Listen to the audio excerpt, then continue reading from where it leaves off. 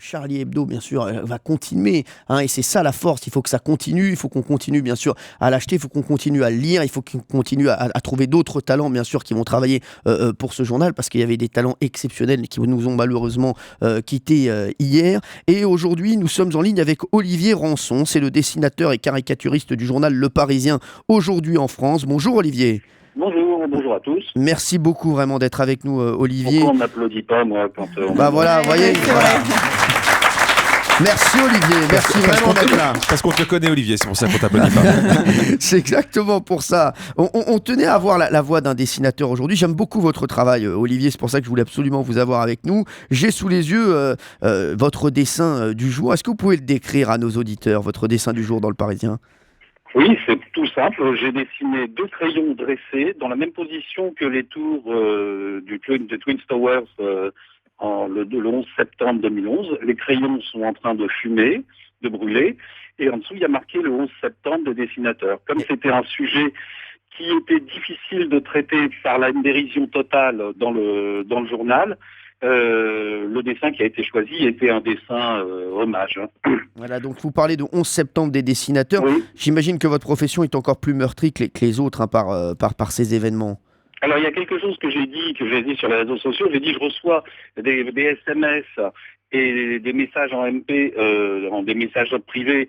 On avait compris, on connaît un petit peu Twitter, ça va, hein, Olivier. MP, ouais. Message personnel, c'est bon, hein, d'accord. Non, mais moi je fais mon boulot de journaliste, j'explique. Il faut que le lecteur il ait l'impression d'être intelligent. Bon, très bien. Quand on lui glisse l'explication. Non, je reçois des messages de condoléances en me demandant de prendre soin de faire attention à moi. Ah, j'ai dit je vous remercie, mais c'est vous qui êtes en deuil et c'est vous qui êtes menacés. C'est pas seulement les dessinateurs, bien c'est sûr. Tous les citoyens. Exactement. Alors les dessinateurs ont beaucoup croqué hier, hein, pour témoigner leur solidarité. Est-ce que dessiner, c'est la meilleure façon, continuer, c'est la meilleure façon de répondre à cette attaque ? Parce que nous, par exemple, vous voyez Olivier, on s'est demandé si on allait faire cette émission aujourd'hui, parce qu'on est une émission dans laquelle on rit, etc. Donc oui. On s'est beaucoup posé la question. Vous, est-ce que ce matin, ou hier, quand vous avez préparé votre dessin, est-ce que vous vous êtes demandé qu'est-ce que je fais ? Est-ce que vous avez été gêné ? Ou est-ce que vous êtes dit non, moi je continue, il faut que je garde ma ligne et c'est la meilleure réponse ? J'ai dit que je continue à travailler parce que c'est mon boulot et sinon c'est une journée de congé qu'on m'aurait imposée, j'ai pas voulu. Oui. Et deuxièmement,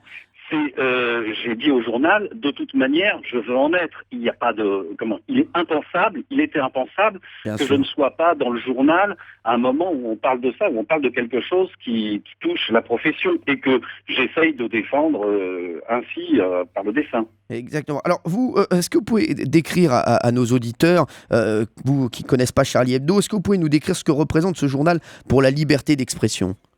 Ah, alors je vais vous dire un truc tout simple. C'est Charlie Hebdo pour le dessin de presse. C'est un peu comme Nature ou Science pour les journaux scientifiques. D'accord. Pour les scientifiques. Oui, je sais qu'il y en a autour de notre table.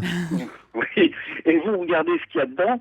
Et leurs travaux, leur progression dans l'insolence, dans la transgression, sont après donc rendus publics par le travail et servent tous les dessinateurs. Ils ont contribué à donner un peu plus de liberté au dessin de presse dans les journaux institutionnels et en même temps dans l'expression et dans la communication des gens.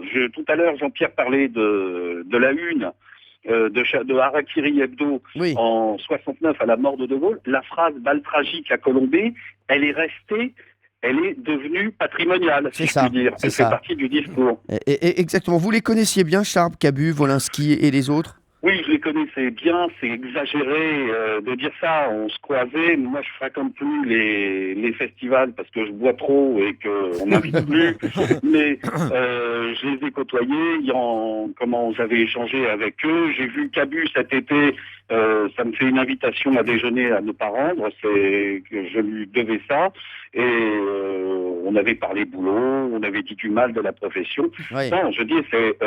au-delà de la tragédie qui touche leurs proches et qui endeuille toute la France, moi aussi, c'est des gens référentiels et importants pour moi qui sont partis.